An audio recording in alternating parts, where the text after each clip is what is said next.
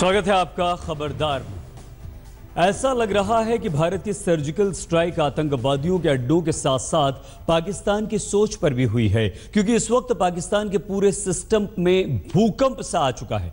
नवाज शरीफ से लेकर राहिल शरीफ तक सब सर्जिकल स्ट्राइक को झूठ बताकर अपनी नौकरी बचाने में लगे हुए हैं। पाकिस्तान की सेना, सरकार और राजनीति के अंदर बहुत तेज हलचल है। सेना और सरकार के अंदर मीटिंग्स पर मीटिंग्स हो रही हैं, सैनिकों की छुट्टियां रद्द कर दी गई हैं, लाइन ऑफ कंट्रोल पर पाकिस्तान ने अपने अतिरिक्त सैनिक भेज दिए हैं। सर्जिकल स्ट्राइक से पाकिस्तान सख्ते में है और पूरी दुनिया आतंकवाद के खिलाफ भारत के साथ खड़ी है।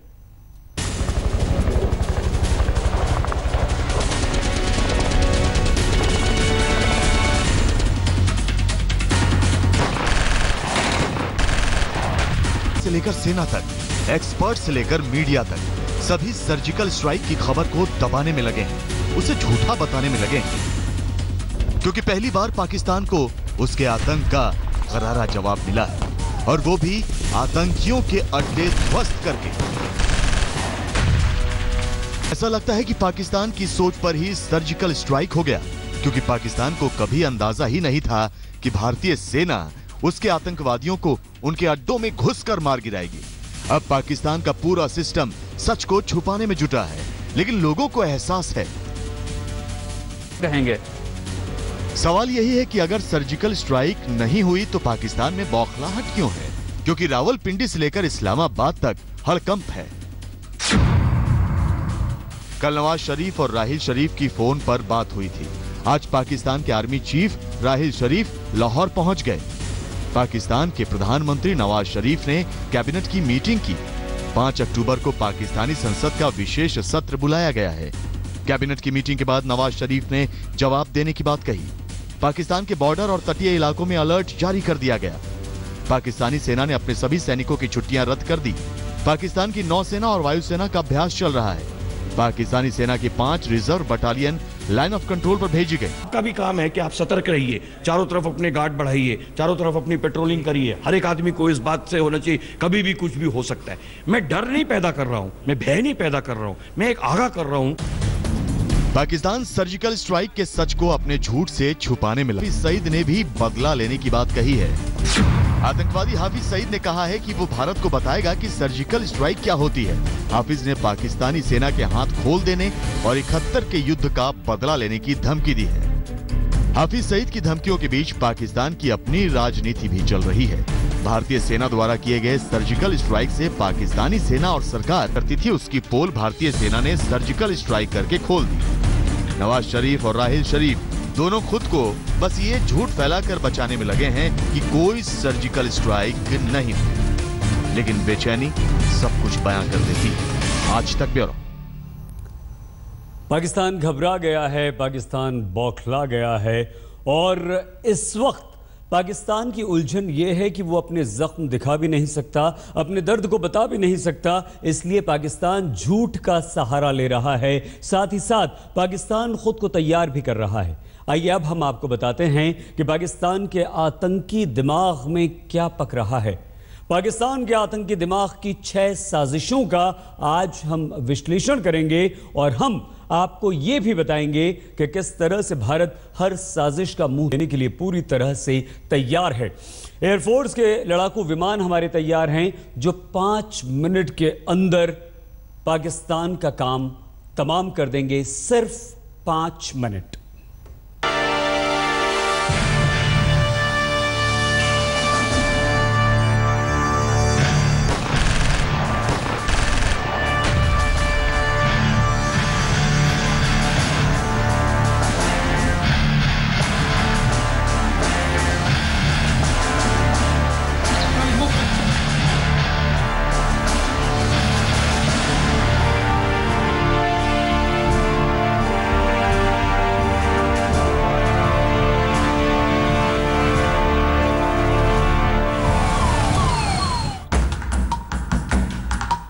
पाकिस्तान पर सर्जिकल स्ट्राइक करने के बाद पूरा भारत चौकन्ना है,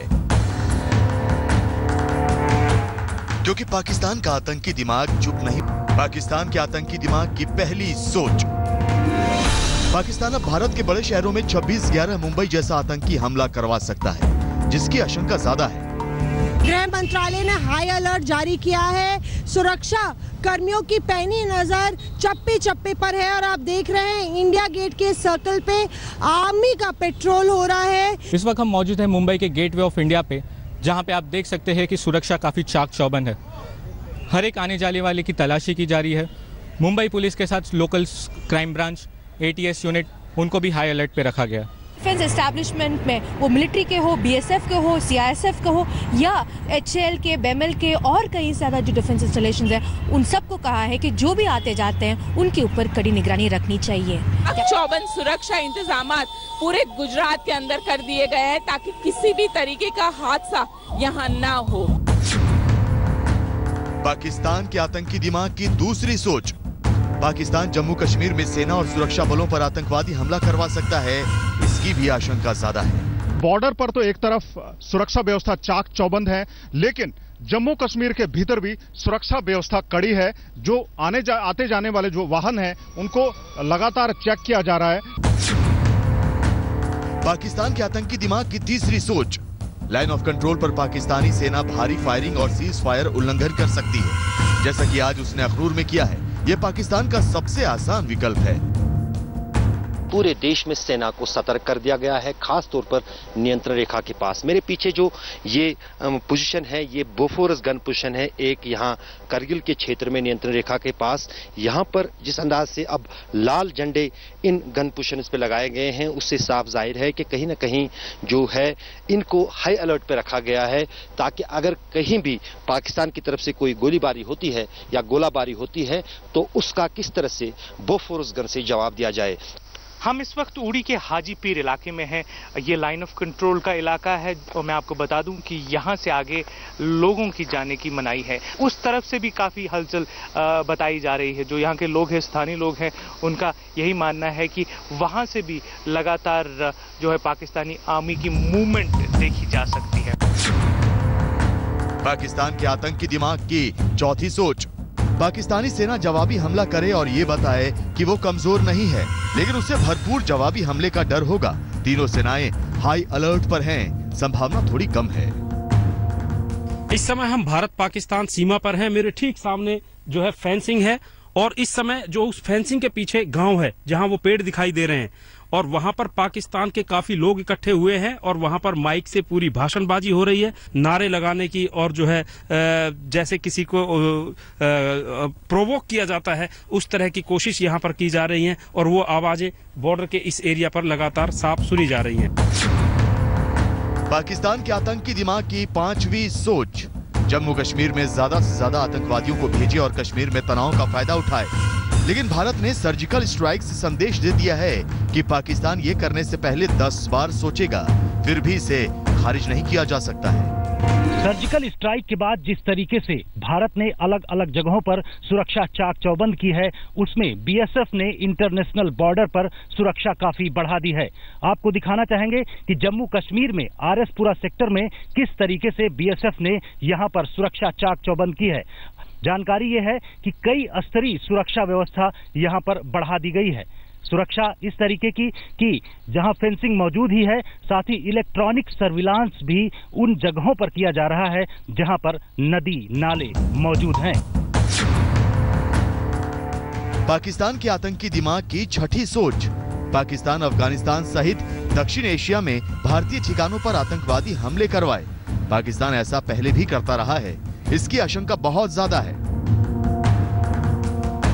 आज प्रधानमंत्री की अध्यक्षता में कैबिनेट कमेटी ऑन सिक्योरिटी की मीटिंग में राष्ट्रीय सुरक्षा सलाहकार अजीत डोवाल ने वो सब प्लान बताए जो इस वक्त पाकिस्तान के दिमाग में चल रहे होंगे।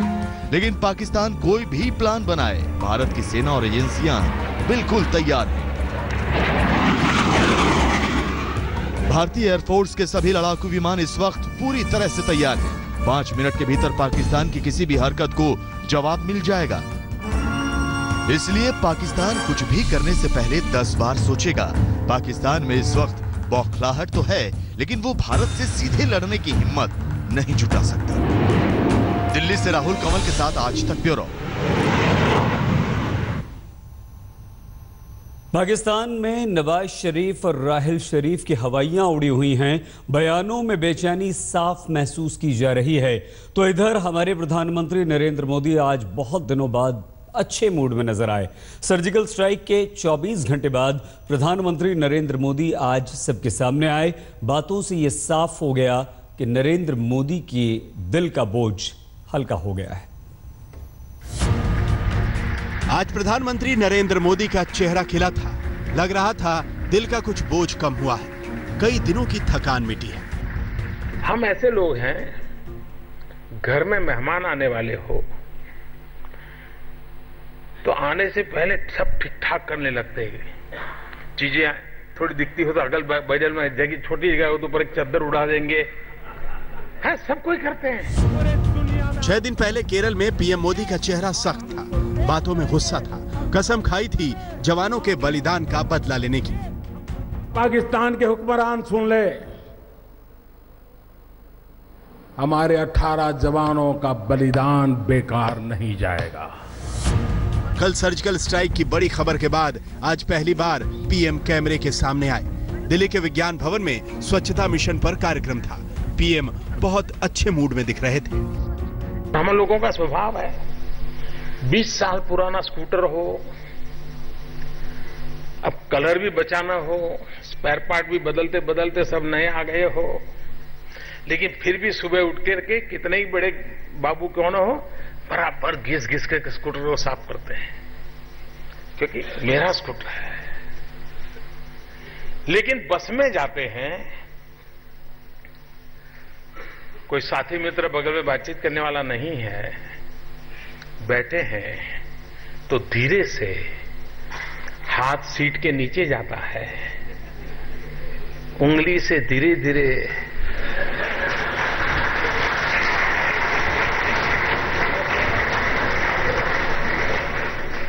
उस सीट में एक छेद कर देते हैं और जैसे संकल्प करके बैठे हैं कि अगले स्टेशन पे उतरूंगा तब तक 3 इंच का तो बाहर से गोला निकाल दूंगा।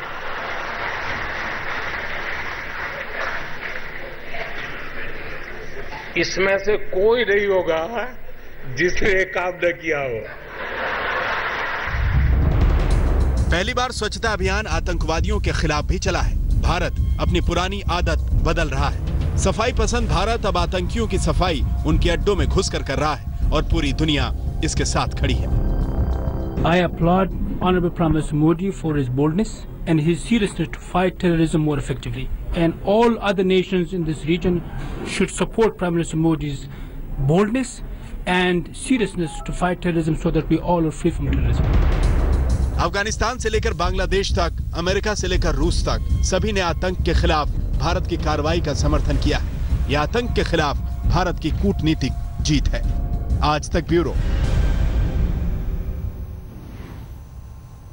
और खबरदार में अब हम भारतीय सेना के उन घातक कमांडोज की ताकत का विश्लेषण करेंगे जिन्होंने उरी अटैक में मारे गए अपने साथी जवानों की शहादत का बदला लिया है। बिहार और डोगरा बटालियन के घातक प्लाटून के कमांडोज को खास तौर से सर्जिकल स्ट्राइक के लिए स्पेशल फोर्स के पैरा कमांडोज की टीम में शामिल किया गया। और ऐसा इसलिए किया गया क्योंकि 18 सितंबर को उरी अटैक में शहीद होने वाले सभी जवान बिहार और डोगरा बटालियन के थे। अपने साथियों के बदले की आग में जल रहे बिहार और डोगरा बटालियन के घातक कमांडोज को एलओसी पार आतंकवादी ठिकानों की अच्छी खासी जानकारी थी। ऐसे में स्पेशल फोर्स के कमांडोज के साथ मिलकर घातक कमांडोज ने सर्जिकल स्ट्राइक करके आतंकवादियों का सफाया किया। हम आपको घातक प्लाटून का शक्ति प्रदर्शन भी दिखाएंगे, लेकिन उससे पहले हम आपको ये बता दें कि घातक प्लाटून आखिर होती क्या है। दरअसल सेना के हर बटालियन में घातक प्लाटून होती है और हर बटालियन की घातक प्लाटून में 20 कमांडोज होते हैं। बटालियन के सबसे चुस्त दुरुस्त जवानों को घातक प्लाटून में शामिल किया जाता है, जिन्हें दुश्मन के ठिकानों पर हमला करने के लिए विशेष ट्रेनिंग दी जाती है। घातक प्लाटून स्पेशल फोर्स का हिस्सा नहीं होती, लेकिन घातक प्लाटून के कमांडोज की ट्रेनिंग बिल्कुल स्पेशल फोर्स के कमांडोज की तरह होती है। पीओके में हुई सर्जिकल स्ट्राइक के बाद पूरे देश में घातक प्लाटून की चर्चा हो रही है। ऐसे में हम आइए आपको बताते हैं कि कैसे घातक प्लाटून के कमांडोज दुश्मन पर संहारक बनकर टूटते हैं। जैसा नाम वैसा काम।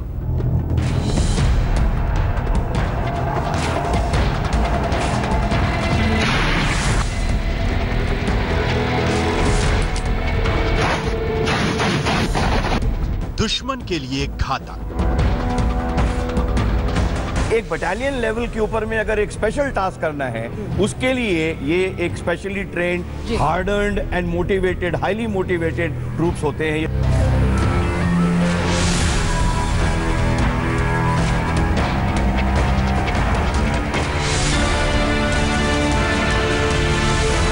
पलक झपकते ही दुश्मन को नेस्तनाबूद कर देने की ताकत।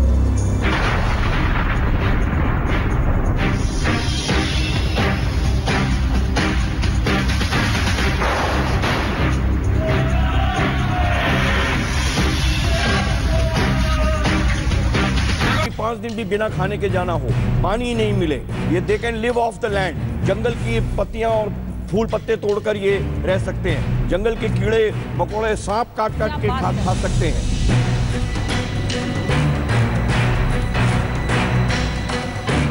यह है भारतीय सेना की घातक ब्रिगेड, दुश्मन पर घातक प्रहार करने के लिए जिसके हाथ ही काफी।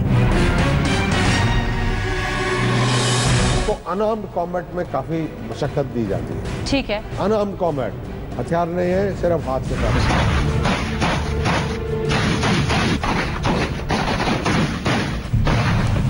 भारतीय सेना की हर इन्फेंट्री बटालियन में एक घातक प्लाटून होता है। बटालियन के सबसे तेज तर्रार सैनिकों को इस घातक प्लाटून में शामिल किया जाता है।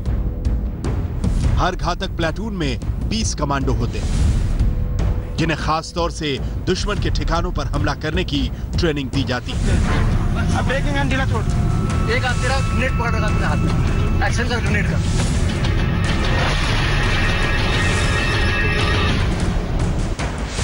ट्रेनिंग के दौरान कमांडोज को कंधे पर राइफल ताने सैकड़ों किलोमीटर स्पीड मार्च करवाया जाता है। कंधे पर 20 किलोग्राम भार उठाकर पहाड़ों पर चढ़ने की प्रैक्टिस करवाई जाती है।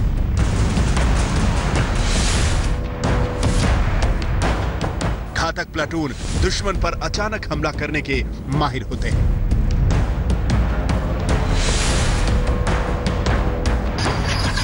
किसी जगह पर छिपे बैठे आतंकियों के खिलाफ ऑपरेशन करने में घातक प्लाटून को विशेष महारत हासिल होती है।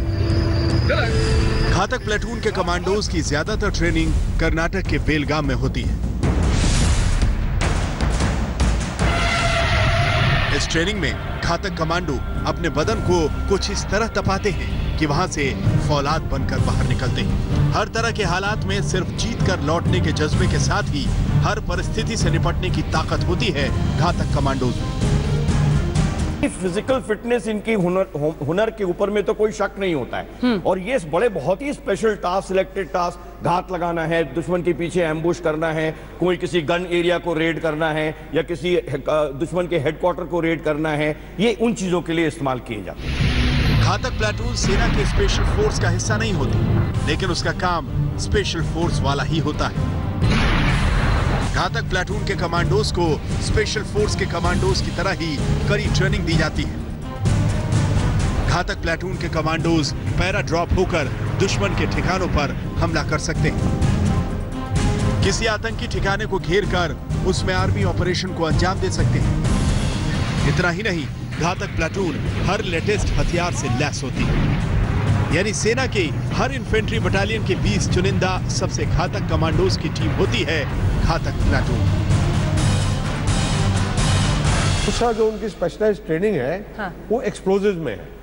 अच्छा। कि बारूद कैसे लगाना है, बारूद कैसे उड़ाना है, और इस तरह के बेस के बेस अगर उड़ाने हैं तो कैसे वहां बारूद लगा दी।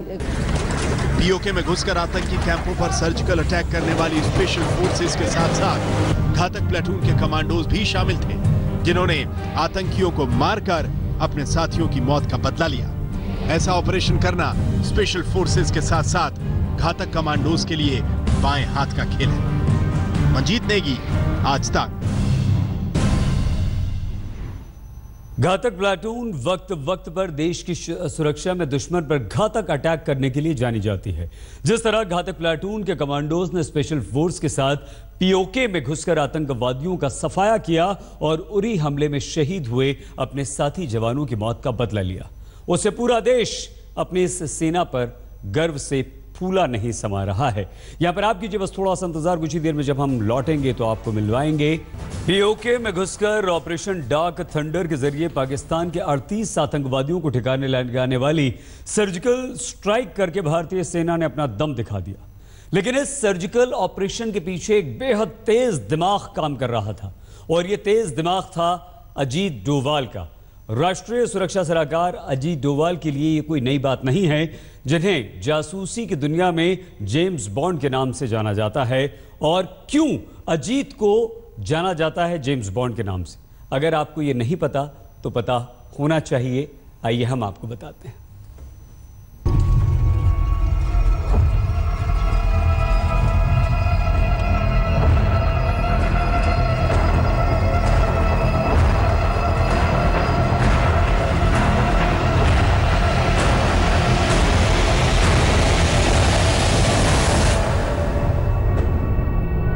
हिंदुस्तान में जब कभी जासूसों के किस्से कहे जाते हैं तो जहन में नाम आता है अजीत डोभाल का। एलओसी पार आतंक पर सर्जिकल स्ट्राइक की पूरी प्लानिंग के mastermind national security adviser Ajit Doval, जिन्होंने अपनी हिम्मत और जज्बे के दम पर जासूसी की दुनिया में कई ऐसी मिसालें कायम की हैं जिसके आगे जेम्स बॉन्ड के किस्से भी फीके लगते हैं। ये अजीत डोभाल का ही कमाल था कि 1971 से 1999 तक में अमृतसर के स्वर्ण मंदिर में हुए आतंकी हमले के काउंटर ऑपरेशन ब्लू स्टार के हीरो अजीत डोभाल ने रिक्शा वाला बनकर जासूसी की और ऑपरेशन सफल हुआ। अजीत डोभाल 33 साल तक नॉर्थ ईस्ट, जम्मू कश्मीर और पंजाब में खुफिया जासूस रहे, जहां आतंकवादियों और उग्रवादियों के खिलाफ उनकी उपलब्धियां काबिले गौर हैं। वो एक प्रबुद्ध प्रोफेशनल हैं और अच्छी बात यह है कि वो strategic understanding and operational understanding दोनों को ही जोड़ सकते हैं। अजीत डोभाल हिंदुस्तान के नंबर 1 जासूस रहे हैं। उन्होंने 7 साल तक पाकिस्तान में सीक्रेट एजेंट बनकर गुजारे और वहां पाकिस्तानी मुस्लिम बनकर रहे, जिसे वो अपनी जिंदगी का सबसे कठिन मिशन मानते हैं। ऐसा हुआ कि वहां पर एक लाहौर के अंदर में एक बड़ी भारी औलिया की एक मजार है जिसपे बहुत सारे लोग आते हैं। तो नेचुरली मैं, क्योंकि एक मुस्लिम उसमें रहता था और एक उसके साथ में रहता था, तो मैं वहां से गुजर रहा था और मैं उस औलिया के उसमें आया और मस्जिद से वापस आया और एक उसमें मिला। तो एक आदमी एक कोने पे बैठा हुआ था, बड़ी आकर्षक उसका व्यक्तित्व था, बड़ी सफेद लंबी दाढ़ी थी। उसने मुझे बुलाया,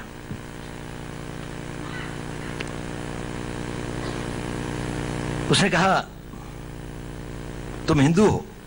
मैंने कहा आप क्यों कहते हैं ये? कहने लगे, उसने कहा देखिए आपके कान छिदे हुए हैं। तो मैंने कहा हाँ ये तो है कि मैं जब पैदा हुआ था तो वो था। मैंने कहा मैं बाद में कन्वर्ट हुआ। उसने कहा तुम बाद में भी कन्वर्ट नहीं हुए। खैर उसने कहा कि इसकी प्लास्टिक सर्जरी करवा लो, इस तरह से घूमना ठीक नहीं है। मैंने कहा अच्छा। उसने कहा देखो पता है मैंने ये ऐसा क्यों कहा? मैंने कहा क्यों? उसने कहा क्योंकि मैं भी हिंदू हूं।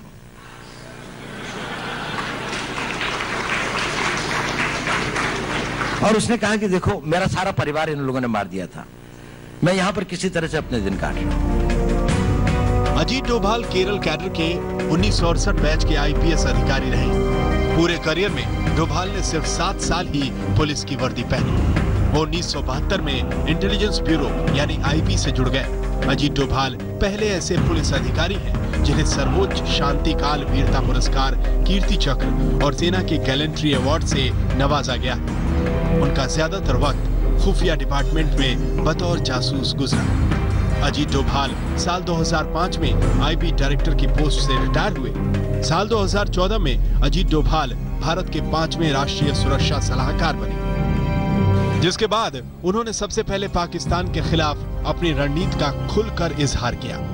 ये कन्वेंशनल वॉर रिप्लेस कर रही है एक दूसरी तरह की लड़ाई को।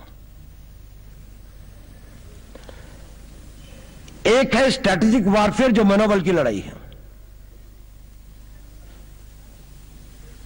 कि क्या आपके अंदर में खतरा लेने की ताकत है, लड़ेगा कोई नहीं इससे, लेकिन जो ब्लिंक करेगा पहले वो हार जाएगा। ये nuclear warfare, atomic warfare, biological warfare, ABC, जितने भी आप कहें, जितने भी आपके स्ट्रेटेजिक वॉरफेयर सिस्टम्स हैं, क्योंकि वो एक self assured guarantee destruction of the world होगा, जिसके अंदर में ये पूरी की पूरी पृथ्वी के अंदर में इतना बड़ा वो हो जाएगा कि शायद उसके बाद युद्ध करने की आवश्यकता ही नहीं होगी, क्योंकि लोग ही नहीं बचेंगे। लेकिन उसकी ब्लैकमेलिंग पावर बहुत ज्यादा है, और इस ब्लैकमेलिंग पावर में वही लोग विजयी होंगे जो ये कहेंगे हम अपने राष्ट्र के लिए, उसके लिए सब कुछ लुटाने के लिए तैयार हैं। होता है न्यूक्लियर वॉर तो होने दो। पाकिस्तान ये सोचता है कि उसमें ये विल पावर है कि वो कहेगा कि अगर हमारे को, हम सेल्फ डिस्ट्रक्शन मोड में हैं, हम तो हैं ही फिदाइन, तो हमारा पूरा देश फिदाइन हो जाएगा, हम तो न्यूक्लियर वॉर के लिए तैयार हैं। अगर इंडिया कन्वेंशनल वॉर या इससे बाहर की हमारे को रिटेलिएट करता है, अगर हिंदुस्तान ये मन बना ले कि ये भी एक ब्लफ है, पाकिस्तान किसी भी न्यूक्लियर वॉर में के बाद पाकिस्तान राष्ट्र नहीं रहेगा, भारत फिर भी रहेगा। दुनिया में 37 साल का अनुभव रखने वाले अजीत डोभाल ने राष्ट्रीय सुरक्षा सलाहकार के तौर पर आतंकवाद के खिलाफ जो जंग छेड़ी, उस लिस्ट में म्यांमार की सीमा के अंदर घुसकर उग्रवादियों पर सर्जिकल अटैक से लेकर पीओके में आतंकी ठिकानों पर सर्जिकल अटैक शामिल है।